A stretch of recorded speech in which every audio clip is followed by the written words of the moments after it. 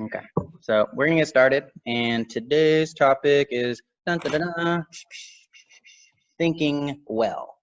And we're gonna go through some things. If you turn your attention to the whiteboard and more in particular under PaCT, because this is philosophy and critical thinking. I should put a G on that. Maybe I already did, but oh, that's what. Okay, and so welcome to PaCT. This is Philosophy and Critical Thinking Workshop. Today's on Thinking Well. I am Jordan Tremaine, your host that puts these on. I'm trying to do this so that we can, as a community, come together no matter where you are, what time of day, well, sometimes what time of day it is, but come together, talk, explain ideas, and, kind of grow without this fear of having to be politically correct, or really being able to share your ideas and be wrong or be right and build on stuff and hear things from different people.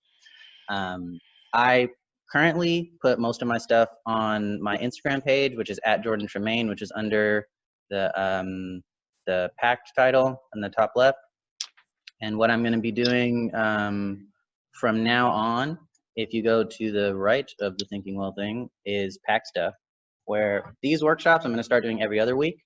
And then the odd weeks, every other week from that, so like first and third are going to be workshops, and then like second and fourth are going to be something I do called community discussions, where I don't really blab as much. I just open a floor and give a concept and allow other people to talk and like have a community space for speaking. And then also once a week, I'm going to start this thing on Instagram Live where a person and I have a conversation, like a deep conversation, and other people can hear and they can like comment and chime in and stuff. But it's kind of just give people something to think about, and also it's not just me blabbing on and on, it's kind of like me and somebody else blabbing on and on, so it's a little bit less one-sided. And then lastly, every Friday I've decided I am releasing a podcast which is called Perspectal. There's already 3 episodes out, and this Friday will mark the 4th episode. So if you guys are interested in 20 to 30 minutes worth of philosophy, just like the concept only, and then like that, you can tune into that. It's on like basically every platform except for Apple Podcasts, because I can't figure that out yet, but I'm working on it. And yeah, so that's that. And today we're getting into thinking well. And so this concept of thinking well, now that I'm going to start, we're going to go into 3 main things. It's thinking as a skill, number 1, priorities, number 2, and then number 3 is steps to thinking well. And then we're going to talk about it. So this idea of thinking well, I want to put out like, I think a lot of the time when I hear or I talk or I think about thinking in like the public sphere and like the mainstream kind of sense, I feel thinking is often taken as something that we kind of just do automatically, but we really don't. And if we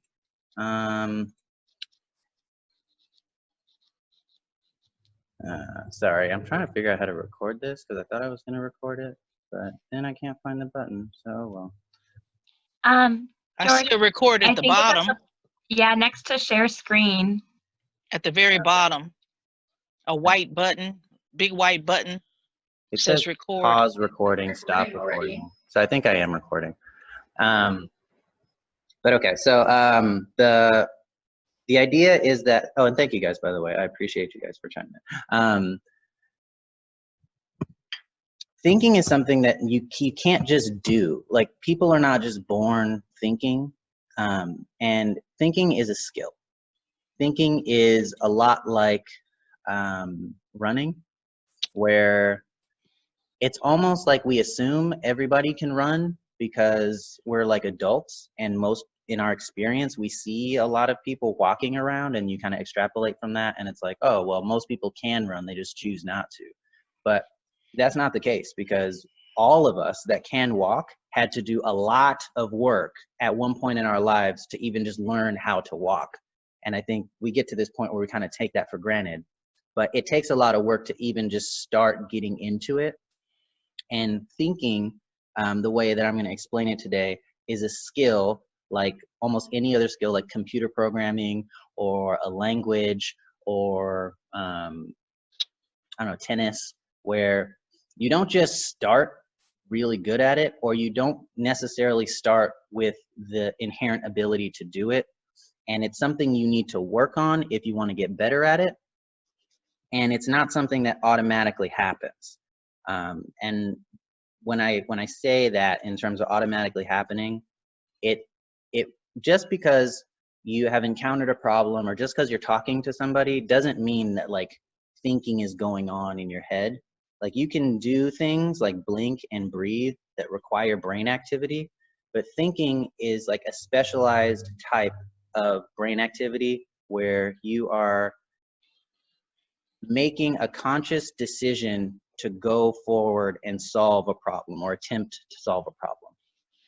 And in this, it's a skill, and you can think about it as like a type of problem solving skill. And it's something that I think is really useful in my opinion, and we're going to talk about that later. But it's something that not everybody does. I'm not saying it's something that not everybody can do, but it's just not something that everybody chooses to do all the time. And if you are going to do it, it's something that takes effort. It takes some amount of skill to do it at different levels. And we're going to talk a little bit about kind of how to get better or worse at it and all this kind of stuff. So I would say in terms of getting better, it's like building muscle, where in my mind, your brain is a muscle. That was kind of a very meta statement, but if you do a lot of thinking and you like work your brain out and you get a lot of skill in the thought realm, it's like having a six-pack on your brain. And then if you stop thinking and just veg out and don't do anything, it's like that six-pack will like go away. I mean, you'll still retain some of the base muscle that you had, but you can get out of shape or you can get into shape, and it's not like you reach some level of smart or thinking skill and then you just maintain it without any work. So there's some other things that people can do aside from thinking that this is moving into the priorities thing, where sometimes it may seem like people are thinking, maybe not the way you would like to. And I would think this kind of comes up when in your mind, you might be tempted to say, what are you thinking? And that when that kind of thing comes up, but really what I'm trying to say is thinking is something that has to be a priority for you. If you are not making a priority and actively engaging in thinking, then it's not necessarily something you're doing in the moment. And there's other things you could be doing, like scapegoating. Like rather than thinking, I could just blame something. I could, rather than wanting to think about something, I can just make a decision. So I can I can think about whether or not this is right or wrong, or I can just make a decision like this is right and move on without thinking, and I can avoid the thinking involved in like vetting that out. I can do other things like listen to my own opinion or follow my desires, where sometimes like my desire to go out and party or my desire to, I don't know, eat a bunch of candy or something kind of overrides my thought process, and it just, I'm thinking that I want candy, but in terms of like using my thinking skill to do like creative problem solving, I'm not doing that. I'm just like putting a thought and going with it rather than like thinking about things. So there's some alternatives to this idea of thinking well. And I would say that if you do choose to make thinking well a priority, if you do want to think about the things that you do before you do them, if you want to make informed decisions and whatnot, then it's a lot harder than a lot of other things. And it takes effort. It takes mental effort. I think when people do a lot of like push-ups, their arms get sore. And I think when you do a lot of thinking, you get like confused, or your brain gets fried, or you get mentally fatigued. And that's like the feeling of having like a brain workout, whether or not you wanted a brain workout. Because sometimes that happens to me on accident. I don't know if that happens to you guys, but it's something you have to work at to get to. And in a lot of cases, I would say in my experience, the idea of thinking well is kind of like an acquired taste, where if you're not somebody that practices thinking well on a regular basis, it may not be something that is fun to you or is desirable or seems useful. And I would relate this kind of like to drinking beer, where if you've never drank beer before, it's probably going to taste terrible and not good, and it's probably going to give you effects you may not like. But if you continue to drink beer, and I'm not saying that thinking is the equivalent to drinking beer, please don't think I'm saying that. If you continue to do something for a long time, sometimes you develop a taste for it, and you kind of forget a time where it was bad, where maybe before we knew how to walk, walking was like strange. Like, why would we do that? But then we like see everybody else doing it, and we kind of peer pressure ourselves as babies into wanting to walk or something like that. But once we learn how to walk, you're like, oh, this is great. This is so useful now that I know. But before, it may be something that's very difficult and very like, why would I even want to do this? And I think thinking might have the same thing, where until you get to this certain level of thinking skill, there may not be much of a perceived return on investment for thinking. And I think the main reason for that is that, especially in nowadays, there is an extreme ability for people to outsource their thinking. So rather than learning something, I can pay someone to do it, or I can have an app that does it. Or there's lots of different ways to avoid actually learning something and still get the thing done. And I think that, in a sense, does build a mentality sometimes to like make effort to avoid things. And there's nothing wrong with not learning everything, but sometimes it's good to learn how to think and stuff.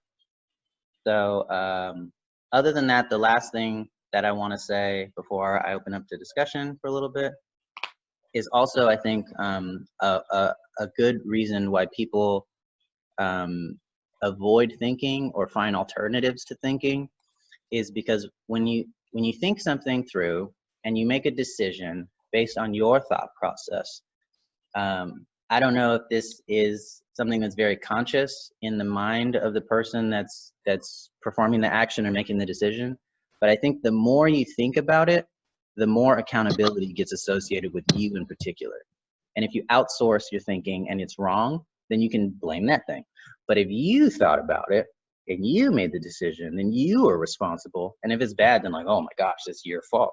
And maybe that's something like accountability that is another impedance or kind of thing that's playing with the probability or the priority of people and the desire to think well. So I think thinking is kind of a skill that you need to cultivate if you want to do it well. There's a lot of other things you can do. Thinking is not mandated. It's a choice you make, and it has to be a high priority for you to actually do it. And then there's different ways you can learn how to think, and different skills you can build within thinking, and different muscles you can tone within thinking. But I think that it's a good thing to do. It's like my favorite thing to do. And I wanted to talk to some other people about it, but I wanted to explain what I was thinking first, so I didn't just blast off and everybody's like, what are you talking about? So yeah, what do you guys think? That is the question. It is the question. I have a question. So I've been reading this book lately that kind of argues that, like, one of the theses in the early chapters is like you can have too much of a good thing. Like, for example, there was this case study with this guy who he came from being poor, but he was a self-made rich guy. But when he had kids, it was hard to discipline them, because the reason he was rich was because his father instilled hard work in him, and he worked his ass off so he could become a millionaire. But then when he became a millionaire and had kids of his own, the problem was that he was so rich that his kids immediately figured out that they could have anything they want in the world. So he had trouble instilling hard work into them because they kind of just grew up pampered, and he struggled with that. So my question is, do you think that there's a way that overthinking can actually be a bad thing? Yes, and I would relate this back to exercise, where overtraining can be a bad thing, where you can run until it's bad for you, and you can end up in the hospital because you ran too much. But running is not bad. As kind of like a analogy to that, I definitely think you can overthink, and I think you can underthink. I think you can think, like, if here's the solution and you got to like think to get to it, you can definitely like do all these other things and not get to the solution, but do a lot of work. And I do that a lot, but it's not always the most productive. But sometimes it's like in like any sport, where sometimes you have to do something wrong to learn why it's wrong, or sometimes you have to touch the stove to really learn what hot is. And there is some amount of productivity to overthinking, but if you're in this pattern, this like rut of overthinking and not getting anywhere over and over, it's like when you like misprogram and you like put a loop in your program and you like, it just like runs your computer but doesn't do anything. That's not as good. I also had this thought where like, if you spend more time thinking than doing, then your body kind of learns to like live in this mode where you're more comfortable thinking than doing. And it could have the potential to stunt people from actually trying things. And you learn a lot through trial and error. But if you overthink, you might be afraid to try sometimes because in your mind, it doesn't make sense, but you kind of just have to splash in there. And I guess it's more like a fear of uncertainty might be paralyzing if you're too much of an overthinker. Any thoughts on that? Isn't that defined by, I'm so bad at remembering philosophers' names, but there's like a Renaissance era philosopher who talks about how there's like two ways that people paralyze themselves. One is exactly what you just said, is like overthinking and never actually making a decision. And the other is making, usually by like creating a binary structure, oversimplifying a matter, and then making a decision that isn't well informed. I could look up who that was. I don't know who said that. I want to know who said that. That sounds interesting. Yeah. I think it depends on what you're thinking about also. If you're thinking about something positive versus something negative, it seems like it's a good thing if you're overthinking something positive. If the thinking is pointed in the direction of positive thinking. Whereas if it's something positive and you're thinking negative of it, that's not a good thing. Okay. That's an interesting point, Robin. Me personally, if you know me, in my mind, the main like connection that I use to connect things in my mind is bicycles. And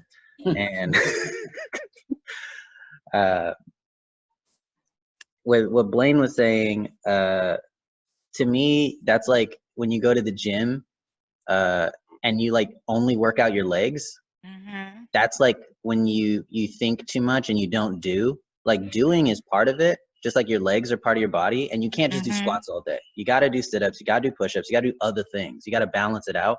But that doesn't mean you can't have really nice quads. Mm-hmm. So Jordan, when you say thinking, do you mean like sort of meditation and thinking on things and, you know, keeping these things in your mind, or do you mean more like problem solving? I mean, I would say thinking is kind of a broad concept like sports, where there's a lot of different types of sports and a lot of different skills, but it's good to practice some. It may not be useful to get super good at all of them, because then you don't have a lot of, you spent too much time doing all these things. You don't have a lot of skill in one, you have a little skill in a lot. But I think problem solving, I think thinking in terms of like knowing yourself and being confident in yourself, maybe like the spirituality thing. There's a lot of different things you could think about and a lot of different ways you could think about it. Me, I like solitary thinking, where I talk to myself a lot in my head and argue with myself and then come up with stuff. There's other thinking, like talking to other people. I'm not as good as that. But it's a different type of thing. And so I would say what you're saying, Mom, is like two different types of thinking that you could gain skill in, but they're like different muscles. Okay, so I'm just trying to get a handle on what you mean by thinking well. Okay.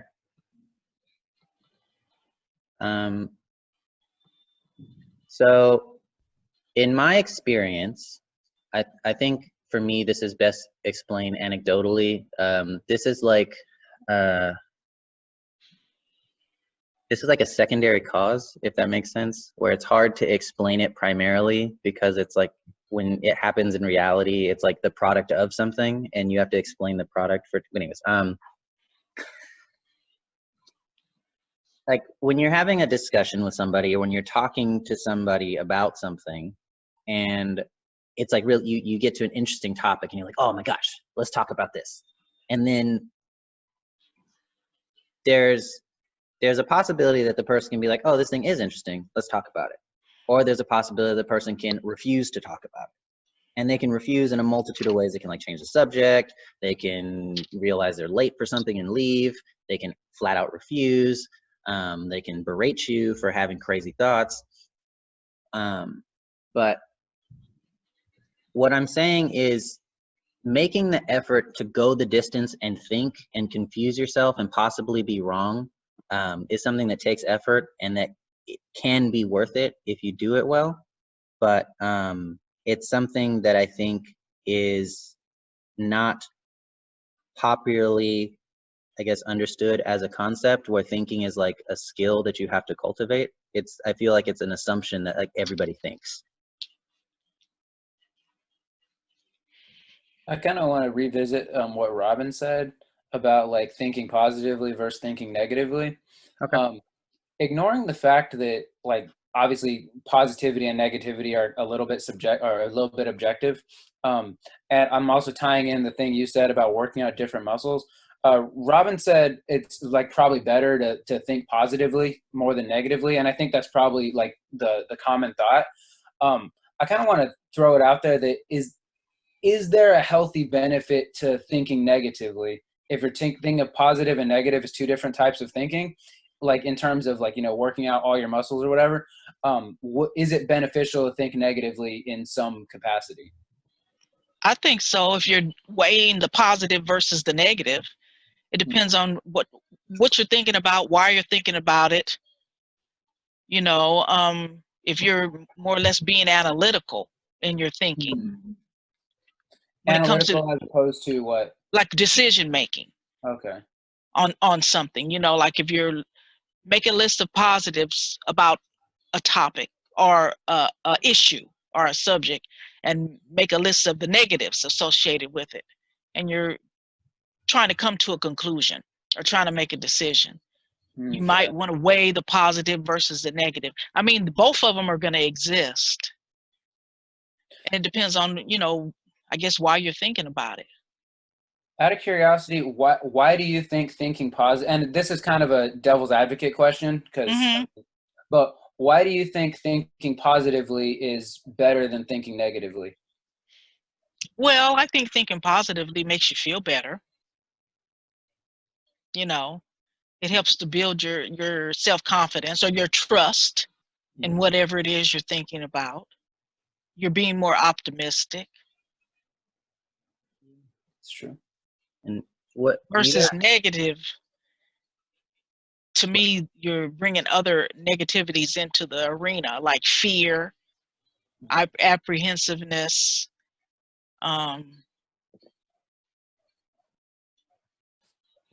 think that's about all I can say. I'm having a lot of. I have to think about it. I gotta think about it. Nice. I'd like to add. I'm sorry. Go ahead, Janine. I actually really like Robin's point because I feel like that has been happening a lot with me. When I used to have a lot of like my positive thinking, especially in my working arena with engineers, I feel a lot of times when you come with like the silver lining or the rose tinted glasses, a lot of times people would say or try to give you the devil's advocate. Like, actually, I don't know your name. I'm going to call you Rachel though. Like Rachel. That's Blaine. Like it was brought up. Sorry.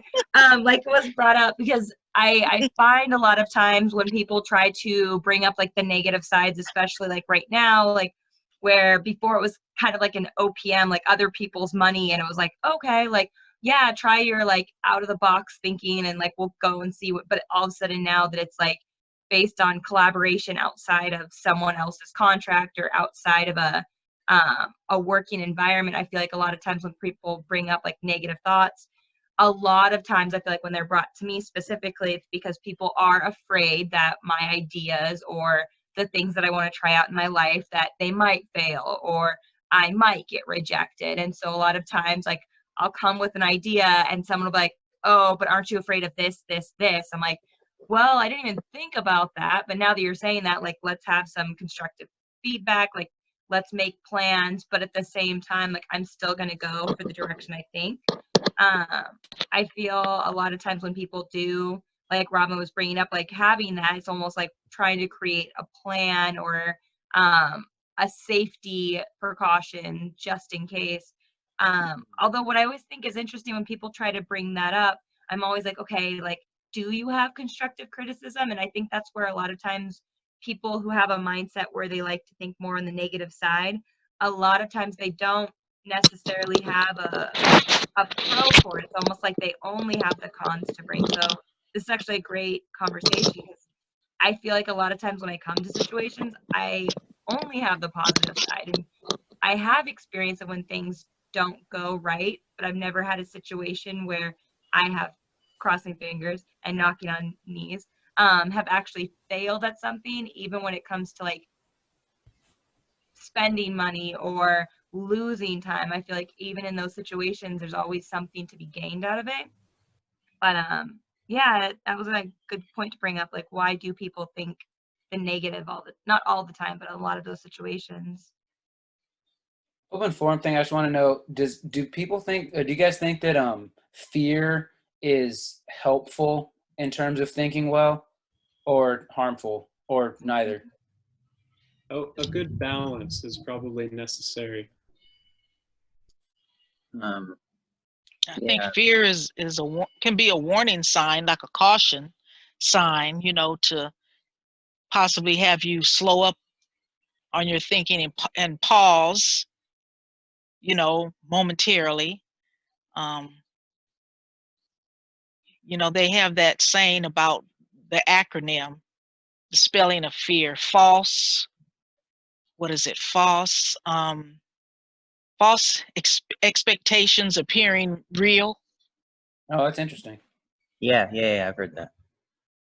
Yeah, I was going to say it depends on whether it's realistic or unrealistic fear, because like if you're afraid of lions in the dark, that makes sense. Sure do.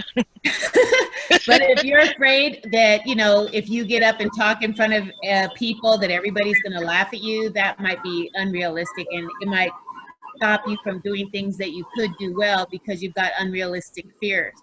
So fear is a natural thing that we have that, like I think Robin said, that can serve to protect us if it's a rational fear. But if it's an irrational fear, then it can serve to hold us back. Yeah. I wanted to comment on what Robin and Blaine were talking about a little bit, and also what Janine, and then I guess what Ramon was talking about too. In terms of like positive and negative thoughts and the use of negative thoughts, and even with fear, I personally don't like to think of like things like fear as good or bad. Like, I don't like to think about rocks as good or bad, even though all rocks are good, just like all bikes are good. But they're tools, and you can use fear. What I think fear is it's a focus forcer. It forces you to focus. And if you don't choose what to focus on almost immediately, it will choose for you and it'll force you to focus on it. And so it can be a little dangerous, but fear, like, there's a lot of times where I'm doing something dangerous and I can feel the fear coming, but then I point it somewhere and it like helps me go that way. That's my opinion on that. But in terms of positive and negative thinking, I would say, especially to Janine, like, it's very difficult for me to kind of come down from the heavens and say, this is a positive thought or this is a negative thought. I would say, I'm looking at this thought, positive or negative. And some people can come up to you and be very over here and be like negative, negative, negative. And you can be over here and you could be talking about the same thought. And I would say it's worth it to go through almost all of them to kind of meter them out, like Robin was saying. And in my mind, that sounded like a insurance risk analysis statement where you're like, here's all the pros and here's all the cons. Based on this is how dangerous this is. So here's your premium. Like until you list out all the things, you can't categorize them. And if you haven't measured it, by which I mean listing it all out, you can't manage it. And sometimes knowing the negatives is really helpful because you're like, okay, so this thing is gonna cost a lot of money. So that's a possible negative. And then factoring that in, like maybe I need to create a budget. And now you've like managed it. So, yeah. I think negative thinking can also lead to constructive planning. I think you also mentioned, I really like that acronym, false expectations appearing real, that we can use the fear as a survival technique. Yeah. Okay. So this concept of thinking well, I think we're getting into it right now, where we're taking steps to get deeper into concepts and like, oh, but what about this? Oh, what about that? What about this? And this is what I consider to be good, where we don't just say, no, it's this because I don't want to take those steps. I don't want to possibly be wrong. Like, I feel all the people that are talking are putting forward something that could be wrong or that other people could have different opinions on, but they're putting it forward anyways because it's worth vetting out, talking about. And that's where we do our like group thinking, and we're like kind of coming towards different, because I don't think I'm right. I don't think Janine's right. I don't think my mom's right. I don't think anybody's right. I just think we all have our different thoughts, and we're kind of just putting our thoughts together. So thank you guys for that. And there was one more thing that I put on the list on the whiteboard that I hadn't talked about yet, because I wanted to talk a little bit about the idea of thinking well. But I wanted to kind of bring up if this concept kind of is understandable to you. Hopefully it is. Hopefully I'm like a decent explainer. But is this something that you've experienced? Is this something that you have tried to practice yourself? Is this something you've had difficulty with? And for me, the interesting thing is this something that you have found like very rare? Like you run into spaces where other people don't do this and it's difficult? Can you give us an example? I said a lot of things. You said other people have done this and it's difficult, or don't do this and it's difficult. What did you say? I'm not sure if you're going to get this one because this is a very pop culture media reference, but have you guys seen the movie Idiocracy? No, I haven't. That, I think, is a really good example of one person thinking and other people not thinking.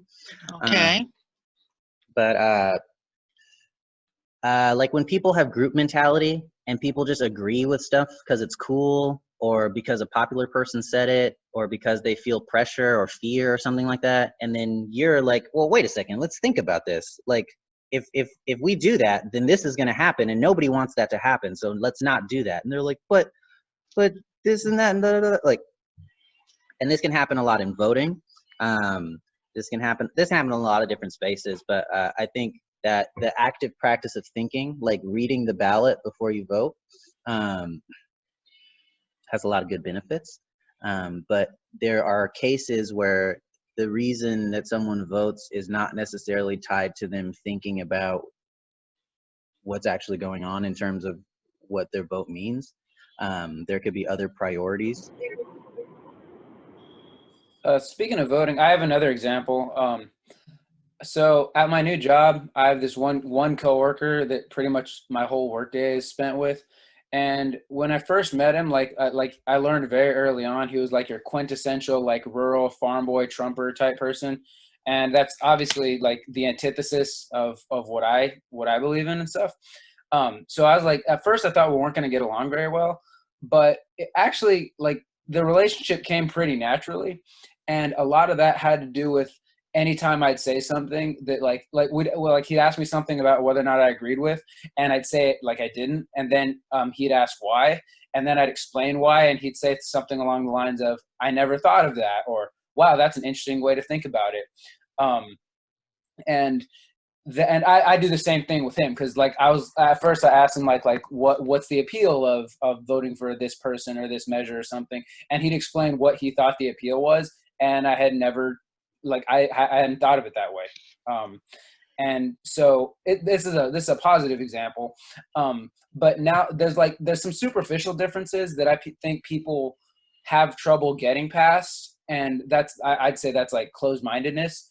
And I think open-mindedness isn't something you necessarily need to be smart to do, but it's a way to improve. If we're talking about thinking well, you don't necessarily need to be the smartest dude in the room or anything. You just need to be willing to listen to other people and obviously vet their ideas, but kind of just know what to look for and don't reject it just because it looks or sounds weird or different from you on the surface.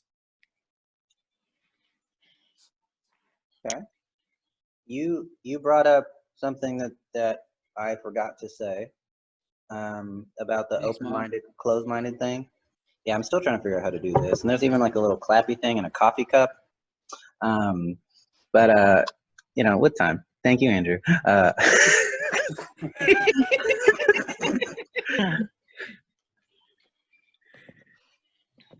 I think being open-minded is a very important role in thinking. And what you were talking about with what I'm going to call your partner at work. Yeah. It sounded like even if he may not have been of the same beliefs or ideals or coming from the same decisions as you, he still was listening to you and asking you questions and not just writing you off. Yes. And that, I think, is the important part. It's not important that we're all the same and we all agree. I think it's actually really good that we don't agree on some things. But if we don't agree, trying to figure out the sound. Sorry, Fania, there's some car sound coming from your phone, so I'm muting you because it's like kind of noisy.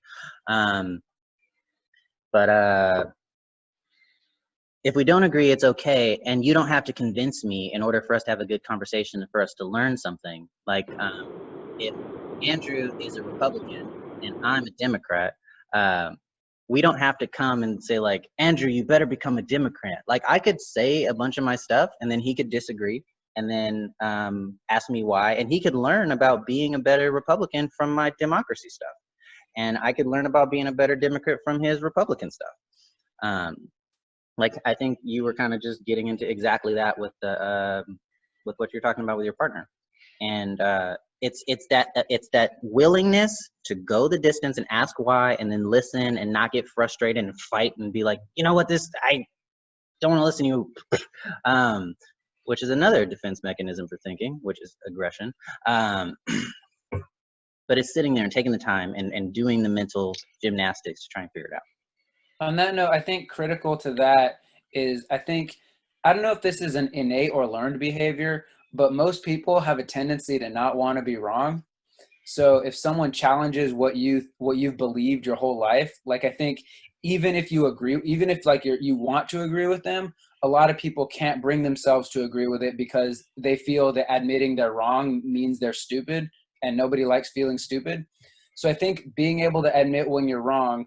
And I used to be a teacher, and this is like, I think a cornerstone of good teaching is like, if the teacher admits they're wrong when they are, because otherwise you're feeding false information and not doing your job.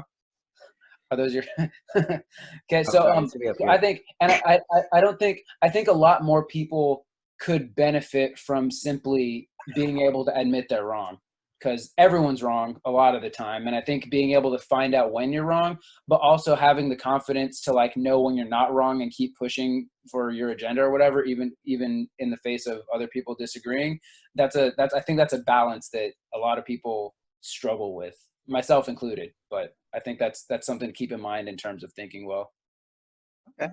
I think, yeah, that to me, that sounds like a thinking muscle. Like your brain, you could look at it as having a lot of different muscles, and cultivating the ability to preserve the idea that you may be wrong and it's okay to be wrong. Like, because that muscle, you can work that muscle out if you get into a tense enough conversation, and that muscle can fatigue, and you could be like, no, I need to be right.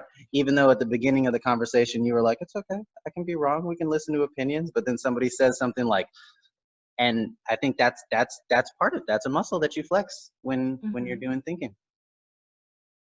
I want to agree with Blaine on that, because one other thing about also expanding on that muscle is a lot of times, like you all both talked about it earlier, like the lack of responsibility sometimes that people have by having these negative self-talk thoughts, is when you are that person or that little drop that has a different thought or a different form of action in where you are thinking, and you are someone who does accomplish these things, that has people then be like, okay, maybe I was wrong.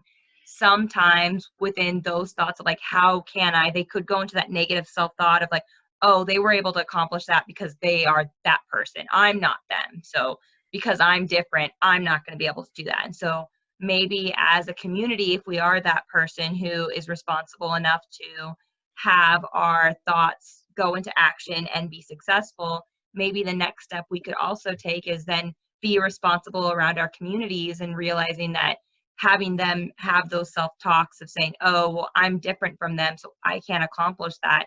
Maybe we can also be that community that helps boost them to actually try it next time, and not have those thoughts be the reason that they don't actually take it on in their in their communities. Okay. I appreciate that, and I agree with that, and that's ultimately the entire reason why we're here. But that's interesting, where it's not enough to climb out of the cave. You should go back into the cave and get people out of the cave.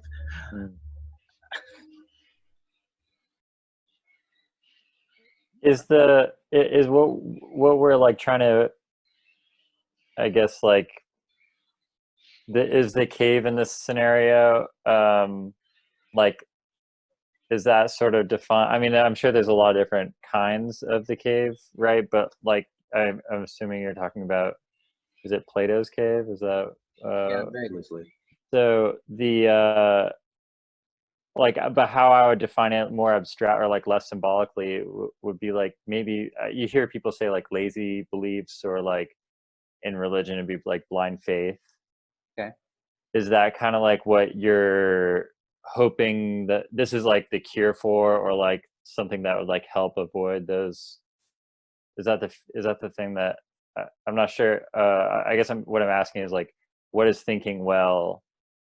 What is like the purpose of thinking well? Is it like, are we trying to like avoid blind faith or lazy beliefs? Okay. The point of thinking well, I'm going to give you my take on it, my hot take. And so there could be some other takes, but this is mine. And thinking well is important because if nobody does it, kind of falling back onto like a categorical imperative, it's terrible. Because if nobody thinks, then what are we doing, and how do we know anything is going to work and not blow up and kill everybody?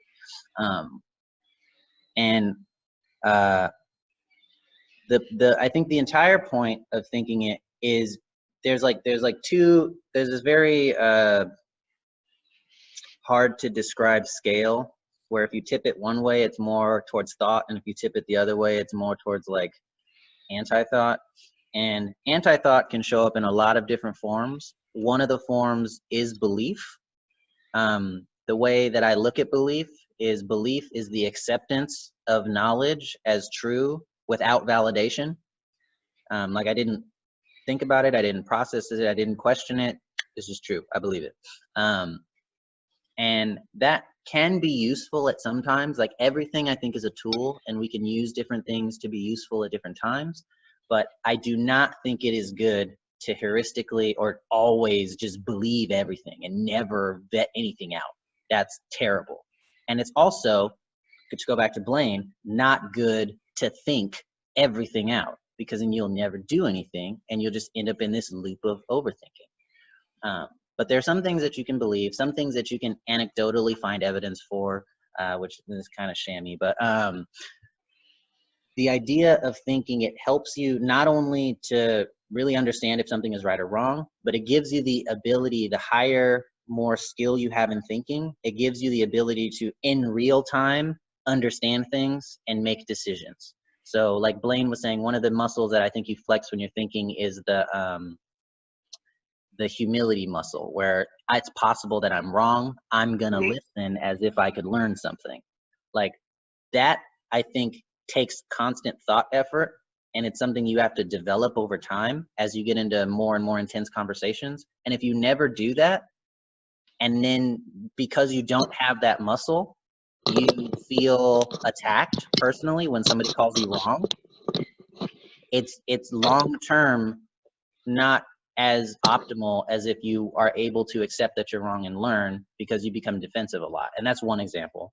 That it leads, the more I think you know how to think well, the more you can get led into, I guess, more positive, more productive, more useful experiences. And the less you do that, the more you kind of cut off your opportunities for understanding whether or not the bridge you're about to walk on is safe, or understanding if the friendship that you're making is good for you, or understanding if the cool value of something like smoking cigarettes is really more important than the health value of smoking cigarettes, or something like that. So it sounds like you're it's almost like it's not necessarily thinking, or depending on how you're gonna define thinking, but like the self-awareness of thought, or like the recognition of like kinds of thought, like whether it's like a thought that's biased by, or like a thought that's like somewhat biased, or like a thought, like an opinion you're giving that's like a total fallacy or something like that. It's almost like thinking well depends on recognition of those crutches that we have. So it's sort of that self-reflexivity. Is that what you're saying, or am I totally off? I think you're using different words, but I think you're on the same point. And I think I can tie it together by saying thinking well is highly dependent on you thinking through. And so in order to like understand a concept, or understand what a straw man fallacy is, or understand that you're wrong, you have to think through it and say like, oh, now that I've given it some thought, now that I've reflected on it, now that I've done those things, which are all thinking, now I have a more informed decision. But if you don't make that effort to do those mental push-ups or backflips or whatever kind of maneuvers you're doing, you number one, I think, like in like martial arts or in like breakdancing or something, if you never breakdance, it's very hard to do the difficult moves. If you never rock climb, it's very hard to climb a V10. But if you're constantly working on your rock climbing and getting better and surrounding yourself with people that do it more often, then your skill level goes up and you're able to look at a rock much more easily and just climb up, rather than if you never climbed ever and then you encountered like a V6, it'd be like impossible. And so by thinking and practicing and doing all the different things and thinking through and failing and being wrong and all those things, it gives you a better bearing for how to like exist in this world in real time. And it helps you with things like anxiety. It helps you with things like fear. It helps you with things like being a coward and stuff like that, because you have the ability, I think, to step back and look at the entire situation and not just focus on certain things. I think the tendency to focus on an unrealistically small part of an entire problem has to do with like low thought skill, if that makes sense. But hopefully that's gonna, I feel like we're talking about the same thing, Eric. Yeah. But we're using different words. And I guess I was just trying to think if like there's a like sometimes I can be a little too problem solving, but like there's I mean, there's not a shortcut for anything, but if there could be like a shortcut for recognizing what, because I think everybody is guilty of not thinking well at one time or another. I think we could all agree with that. Is there like a shortcut for recognizing when we ourselves are not thinking well, or like when someone else might not be thinking well, so we can recognize that in them and not necessarily engage in a battle, or in ourselves where we're like, oh, I'm not thinking well right now? What's that? What do you recognize? What is the thing where you're like, oh, I just like, I wasn't thinking well. Like, what is that? How do we recognize that in ourselves? If I may give an opinion, is I often see people show signs of fear, to bring it kind of back full circle, that people will, it's visibly noticeable in the way people kind of hold themselves and what they're saying, and they're very fearful because they're not able to think it through. So I think being cognizant of ourselves, of our own fear due to events or dialogue between people, it's being cognizant of ourselves and of others, people thinking patterns can kind of, just the fact that you're recognizing that can actually help people reach a better state.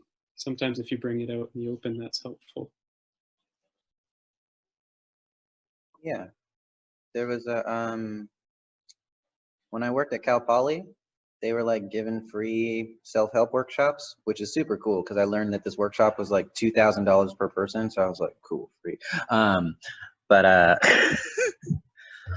there was this workshop on crucial conversations, and I think there's little triggers that you can kind of start learning over time where you can tell like, oh, I'm not being reasonable, or other people are not being reasonable, or they're refusing to think and stuff like that.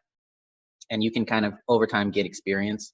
I think one of the things people do a lot of times is have accountability partners where for whatever they're doing, they have somebody that's not exactly like them. Andrew used to do this for me in college, where I'd become very unreasonable, and then he'd kind of be like, yo, like, step back. And I'd be like, oh, okay. And for some reason that worked out really well. But in terms of the training I had with Crucial Conversations, there was an interesting point in there where they were saying that the emotional content of a conversation, like if you become emotional, or if what you say elicits an emotional response from another person, the emotional content of a conversation can change the motives of the person in the conversation. So, like if I wanted to tell Blaine, I don't know, to stop wearing all those red pants in LA because it's not good for his health. And then I went about it the wrong way, and he didn't perceive it like I was trying to tell it to him. He might get offended, and maybe he thinks I'm calling him like somebody that has no fashion sense. And now that he's not perceiving what I'm trying to give him, or maybe I'm not projecting what I'm trying to give him, he may get defensive, and we may get into an argument. And I may even get counter defensive to that, because now Blaine's yelling at me, and I'm like, look, I'm trying to help you, but now you're just being mean, and I'm right. And then like it can change from, hey, I'm trying to help you not get shot, to you better admit I'm right. Sorry to do all the pointing, but I think sometimes emotions, when people are getting emotional, I think you can sometimes see that steps people away from their ability to think. Certain words people use, especially emotion-based words, like I'm afraid this will happen, or complete ignoring of something. I've noticed sometimes, like I say something and then somebody will not even acknowledge I said it and like move in a totally different direction. But I think like depending on who you're dealing with, there's different cues that kind of show that people are willing to do the thinking and go the extra mile, or not willing to think, or they're trying to do something else. Something else is a priority for them, which is not always bad. Sometimes people have different priorities. I'm not saying that's good or bad, but if you're trying to think, I think you really should find people you trust and talk to them. Like Andrew is really good at being nice about telling me that I'm stupid. And so I listen to him. But there's other people that are not as good at telling me I'm stupid, and I don't listen to them because I get emotional. And so I think it's something, it's kind of an acquired taste for each person. It depends on the specific interaction, I think. So, Are you and that, able to push? Sorry, who's talking? Go ahead. Are you able to push this thinking well onto other people when they're emotional? Are you able to, so like if I'm being emotional, are you able to get me to start thinking right? Is that what you're saying? Yeah, is it possible, or does it need like time for them to realize that they were emotional? I would say, again, it's like case by case. It depends on why, exactly what's going on. But I would say a lot of times people get defensive because they don't feel safe for whatever reason. And maybe they don't think they're going to get stabbed or something, but maybe they think you're trying to trick them. Maybe they think you're lying to them. Maybe they think you're trying to manipulate them. They don't feel safe in the conversation. And I think what can help somebody to stop being defensive is for you to reassure them that you're trying to, hey, Blaine, I'm not trying to call you out on your fashion sense. That's another talk we definitely need to have, but that's not what I'm talking about right now. I'm trying, this is a safety issue, and wearing red pants in LA is not safe. And so by me back like addressing, because I think he is becoming defensive because he thinks I'm attacking his fashion sense. So I outwardly fight that by saying, I'm not attacking your fashion sense, and here's what I am doing. And so I'm trying to like reestablish the safety and get him to trust me. I feel trust is a very important part of having good conversations. If I don't trust you, I don't really want to talk to you because I mistrust you. And the more that I trust you, I feel the more I can talk honestly with you and listen to you honestly. And that's just anybody. And trust is also a very weird thing where like you talk to strangers and they've never done anything wrong to you. So maybe you like totally trust them on some subconscious level, but you've known somebody for 20 years, but they did something mean to you. So you distrust, like trust is very weird. But I think it's important in terms of establishing good conversation. I would say not just trust, but also just telling your motive behind what you're telling them, right? So that, like you said, you're not telling him this because you're bashing him, but you're specifying your motive behind what you're trying to tell him so that he will then listen. Yeah, in our industry, Andrew, there's a very important phrase that goes along with that action. You know what it is? Trying to think of it, but no, what? Trust, but verify. Right, yeah. I hear that at least 3 times a day. And it's like this thing where it's like, at least in the places I've worked, like, I trust you, but I'm going to check because this is so important that even though I trust you, it's still possible that you're wrong. I don't think you're lying to me, but I'm going to check over your stuff. And it's become a culture there. But I've been in other places where trust but verify is not a culture. And when I try to verify, people go like, why are you checking on my work? Well, you think I'm incompetent? All blah, blah, and then it starts this big old tiff.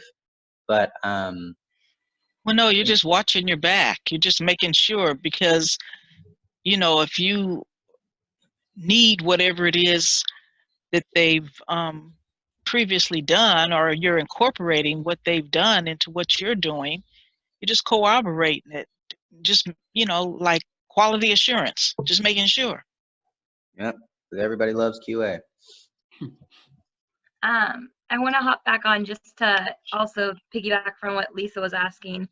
One thing that me and my partner, my partner discovered and introduced me to it, there's this gentleman named Chris Voss, and he does like master classes, and he talks about like the art of negotiation, realizing that every conversation you walk into, and one of the techniques that he discusses is labeling, where you have the person identify the emotion that they are feeling.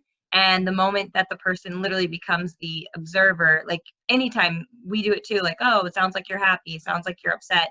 sounds like you're frustrated. As soon as the person is able to identify the feeling, like they've done like neuron scans within the CIA that show that it literally like defuses that, because once the person becomes the observer of whatever the emotion is, it does detach that from being that emotional drive. I'll put myself back on mute, but I'm glad you asked that, Lisa. Yeah, admission of something can definitely change the situation, which it can be an emotional state, but I think admitting anything changes what's going on. And there's a lot of power in admitting, and it takes kind of a lot of courage, I think, sometimes to admit something where, like, you know, this is wrong. We need to stop. And sometimes that can be very difficult to say in certain crowds or after you've done so much work into something. And saying that out loud, even though everybody knows it's wrong, nobody's saying it, so we're going to keep on going along with it. Admission, I think, is a very important like tool in terms of managing psychology.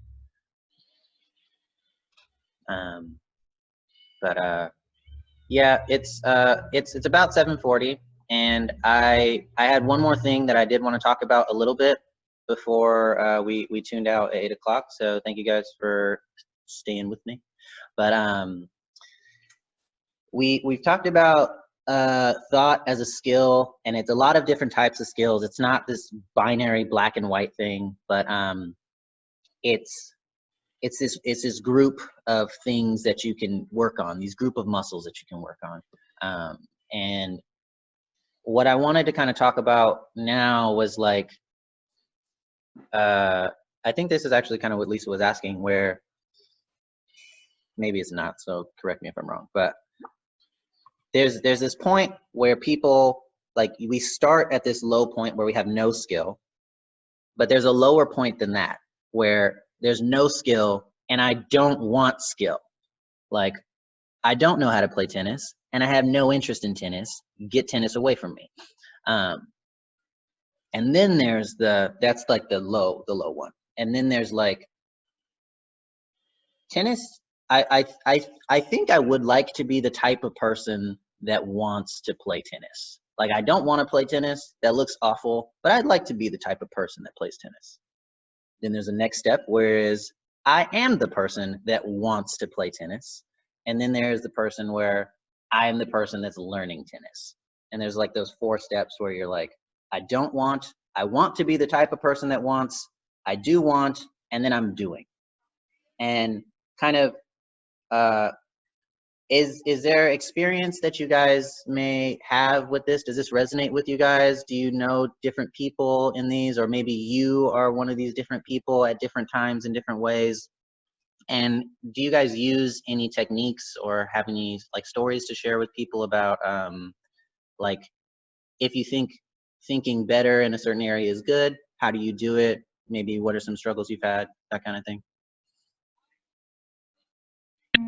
I feel like when it comes to like tennis is a wonderful sport, but I don't really have any interest in playing it. It's like sometimes I feel like it's that kind of mentality when you're trying to think well, is knowing what you do like, what you don't like, but also appreciating the fact that other people will probably think the opposite of you, and that's okay. Does that make sense? Yeah, I don't think by any means thinking well is something that we need to force people to do or that everybody has to do. Like, in my utopia, it is something that everybody does, but I don't think you should force people to do stuff just because you like it, even though it's very tempting sometimes. But yeah, it may not be your thing. And but with that, I feel, because then there's these 2 things where it's like, do you like tennis? Do you not like tennis? And then, do you like sports? Do you not like sports? Because I'm a believer. This is something that I don't even know how to validate, so I'm just going to go ahead with. But I think everybody should be involved in something physical. Everybody should be involved in something mental. And like people, like I think that. And it doesn't have to be tennis, doesn't have to be golf, doesn't have to be climbing, but it should be something. And I'm not going to bash you over the head if you don't like tennis. but I would encourage you, and that's not forcing. That's not forcing. I think I would try to endlessly encourage somebody to at least try a sport, not even like get into it and become an Olympian, but like try it and like start going this way on some sport. And that could be whatever mental muscle. Do you think that thinking well includes inquiring knowledge of like different things like sports and having experience in that? Ooh, she just made a crossover. Yes, I think that potentially makes the conversation much more confusing because it's not compartmentalized anymore. But it is true, and it is where thinking is about getting diverse experiences and then connecting them and making patterns and understanding how to navigate through your experiences. And sports is part of it. And so I think you do learn how to think. There's even this thing called muscle memory, where that's a certain type of thinking that is good to develop. I think you can think well with your body. And that's worth practicing. Maybe to somebody else that's not worth practicing, but maybe math is worth practicing to them. And to me, I'm like, math, which is not the case for me. But I think you should think well, or you should seek thinking well in certain areas, and you should practice it at least to some extent. And there are certain areas that are good if we all do it, like how Blaine was saying, the maintain the possibility that I'm wrong thing. I think it's very good to think well in that particular muscle. Some exercises are kind of like prerequisites to all other exercises, like stretching is like an exercise, but it's good for every other exercise. So that one's good for everybody to do, kind of thing. I was a while ago I was reading Sherlock Holmes, and there's a line in Sherlock Holmes where Watson realizes that Sherlock doesn't know the fact there was 9 planets, and at the time there was 9 planets, I guess. But and then Sherlock, he's like, how could this super genius not know such a basic fact? But then he's like, then Sherlock's response is something along the lines of like, the mind is like an attic and it has a finite amount of space. So if I learn something and I don't need it, I promptly toss it out. So it's like limiting your mind to only things that matter to you. And I don't necessarily subscribe to that. Like, I think there's probably a pretty unlimited amount of information you can have. But I do think that there's certain things, there is value to not necessarily absorbing all the information you can and trying to specialize, because humans are a species of specialists, essentially. And that's why it's not like the old, I think the more specialized people are, the more civilized society is. Because in the old days where everybody did everything for themselves, all they could afford to do was like farming and hunting and things like that. But now society has expanded largely because everybody specializes. So I don't disagree that everyone should have some kind of breadth, but I also think that if a certain skill or thought pattern or something isn't useful to you specifically, then I don't see any harm in not learning it or not knowing about it. And I also think that, like, personally, I think like you might get some pressures to know things. Like, for example, being a guy, like it's kind of expected of guys sometimes to like be able to like work on cars or something. And I know nothing about cars, but I don't really care because like I'm fine going to Jiffy Lube. I don't need to invest all that money in that thing. But I think a lot of people like tend to feel insecure when they feel they should know something and they don't have that knowledge base. So. Okay. Yeah. The peer pressure thing, a lot of what you were saying, Blaine, it makes me think like when you haven't thought something through yourself, it's kind of like the stand for something or fall for anything. If you don't, in order to stand for something, I feel like you have to have validated it. You have to like done the process, and now that I've thought through it, I can stand on it. And if you haven't done that effort to think through it and know it like backwards and forwards, it's more like a house of cards rather than a concrete foundation for you to build your house on. And I think the way we were raised, because Blaine's my brother, we were raised very similarly because we were raised in the same place, by the same people. Like we weren't taught masculinity at all or femininity. We were just taught stuff. And that was never a pressure we had, and we were able to grow and develop and think things through without that pressure throughout our lives to be like, men do this and women do that and men do, like, I cooked all the time. Like my mom bought me an easy bake oven for Christmas this one year, and I was like, this is the best present I got all year. And I had no idea that was a female gift until I was like 22. I just thought, like, how could making your own brownies be feminine? That sounds like the manliest thing ever. Like if I'm going to run through it in my mind, like I want brownies, I'm going to make my own brownies. Like, anyways, so thank you, Mom. But I think that peer pressure has a lot to do with you not looking or thinking it through. And sometimes peer pressure can be amazingly high. And so even if you thought it through a lot, because it's so high, it's still hard to deal with. But I think by thinking it through and by standing on your convictions and knowing what you know, it's easier to deal with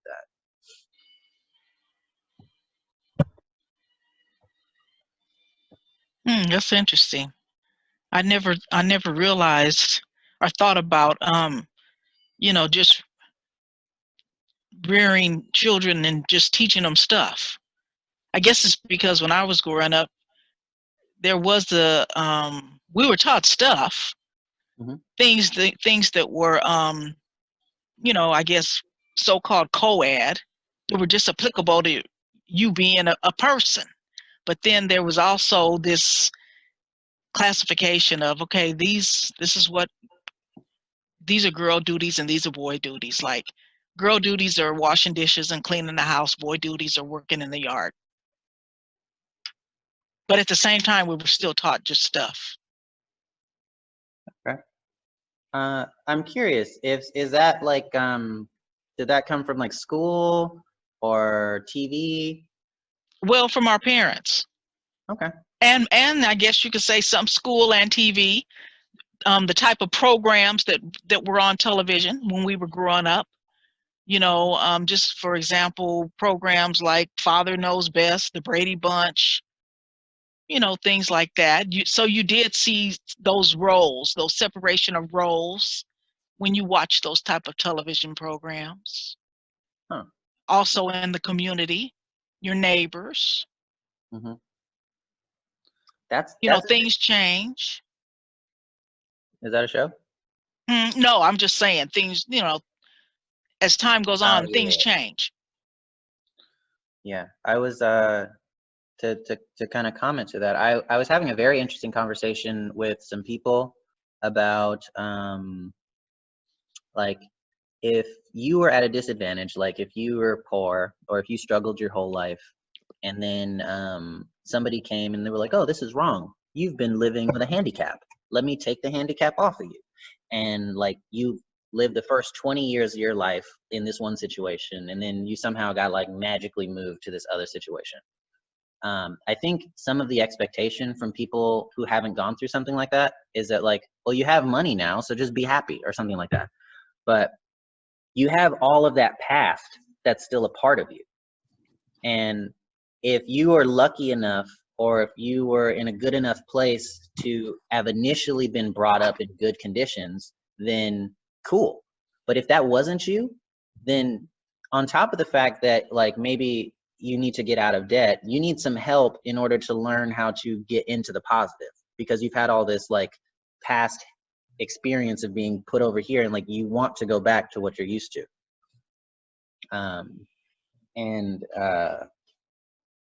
In terms of thinking well, I think there are a lot of cases in general where, especially when we're stressed out, we tend to do what we know and what we're used to. And if you were lucky enough to be taught initially to think, or like been in an environment where thinking was okay. I remember I was at the grocery store with my mom. I say this all the time. And there was this kid that we're in line to like buy the groceries, whatever. This kid walked up to his mom with a book in his hand. And the kid was like, Mom, can we get this book?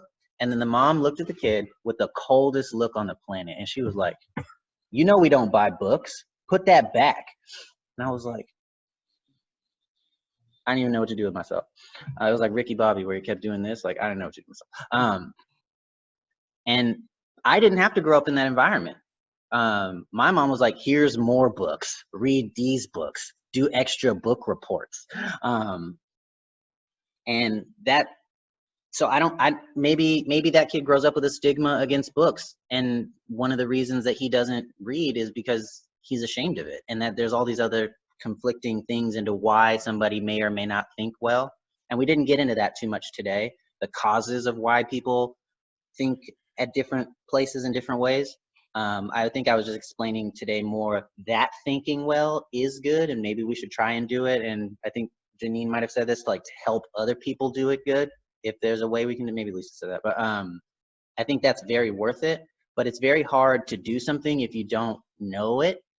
And I kind of wanted to explain this concept of thinking well, to talk about it and see if I can't inspire some people to kind of like put it in their head as kind of a conscious thing. Can I say something? Yeah. Going off what Robin said, does like thinking well, does it like go beyond the gender norm, but still understanding that there is one? Does that make sense? Like being able to,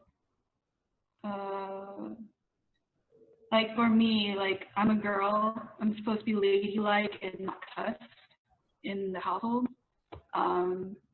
But I understand that's a thing, but that's not my personality to not cuss.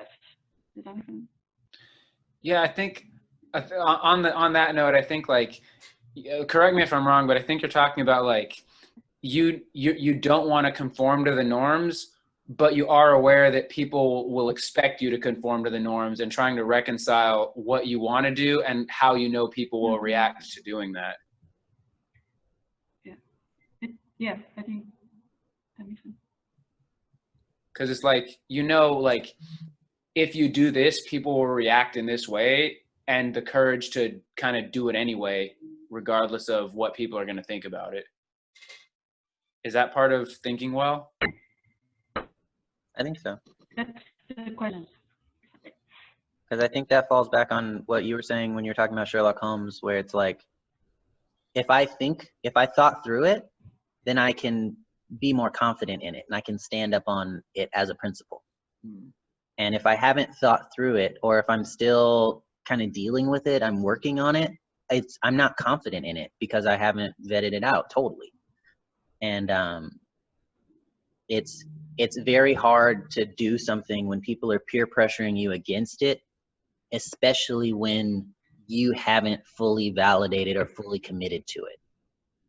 Like if you're fully committed to it and you know it's right, and you know, like how hard would it have been for Noah to build his ark if he didn't fully believe in God? Like he thought through the whole God thing, and he was like, God is real. He talked to me. He said, build this boat. And everybody else was like, Noah, you out your mind. You building a boat in the middle of the desert that's 2 football fields long. Football hasn't even been created yet, and you building a boat that's 2 football fields long. What's the matter with you? And it took like 20 years. And for 20 years, everybody and their mom was like, Noah, you're an idiot. You're dumb. You're the dumbest person ever. Except for his wife. His wife held it down. Shouts out to Noah's wife. But he was so confident in that because he had validated for himself through whatever means the whole God thing. And because he had thought through that, he was confident against all these other people's pressure.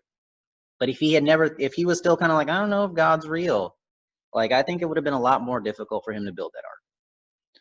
Yeah, but what would happen if the story, like in the story, like if the rain never came and he was actually wrong the whole time, but like everyone was against him and told him not to? I mean, it works out because in the end, the rain came and he ended up saving humanity. But what would happen if God didn't end up being real? And I guess the point of the question is do you need to kind of doubt yourself in order to end up making a good decision? Do you need to doubt yourself to make a good decision? Like, Yeah. like instead of like I guess the simple term would be having blind faith, which I guess Noah didn't have because he heard God talk to him. But would it have been healthy for Noah to be like, was that really God? Could that have been Satan? Could I be insane? Could I have been imagining it? Like, to run through all the permutations, like, before deciding to go all in. So, and I think I think that's called a crisis of faith. Like, a lot of people go through that, but I would say the harder you have built your foundation, the better your foundation is in the outright, the more storms you'll weather. Like, the storms will still come, which is the doubt, the peer pressure, the uneasiness and stuff. But if you've thought through it, your house is like more stable. But if you haven't thought through it and you built your house on mud or whatever, and you're like, yo, this house is ready, is good, I believe in it, and then somebody's all like, you're wrong, and then your whole house collapses, like, that's not good. Like, it's not a black and white thing. But Dad used to tell me this thing all the time. He'd be like, Jordan, there's a thin line between cocky and confident. And I think he was saying that when he would think that I was just like saying that it was right because I'm Jordan and what I do is right. And so there's a point where you can like feed yourself like blind faith or like cockiness or whatever. But if you really believe it, if you really thought it through, it doesn't really matter what other people think, even if you're wrong. So yeah, that's what I think. It is 7:59. This workshop is planned till the 8, which it's about to be. So I don't want to kill all your guys' night. But thank you guys for coming. I learned a lot. Robin bringing out the positive and negative thinking. That was dope. Thank you. Janine, you were just blasting the ideas in there. So thank you for that. We had a lot of good participation from different people. So I don't know if you guys want to say anything in closing, but I appreciate you guys for coming. This is going to be every 2 weeks on a different kind of subject. So hopefully you guys can join. I hope you guys enjoyed it. So yeah. Okay, glad you're doing better, Blaine. Can you hear me? Thanks. Yeah. Oh, okay. Is that Alice? Oh yeah. Is that Alice? Let's see Alice. Come up, you want to talk to the screen? Hi, Alice. Hey, Alice. She's at that stage where she's really shy. 2? Is she 2? Yeah, 2, almost 2.5 actually. Oh, yeah. Hey, Alice. Al, move your hand. Okay. She thinks it's funny. But yeah, thank you guys for showing up. And I'll be posting about the stuff later. But did anybody have any closing comments? Cool. Well, thank you guys. All right. Thank you. Jordan. Thank you. Welcome. Good night, everyone. Good night. Good night. Night. Good night.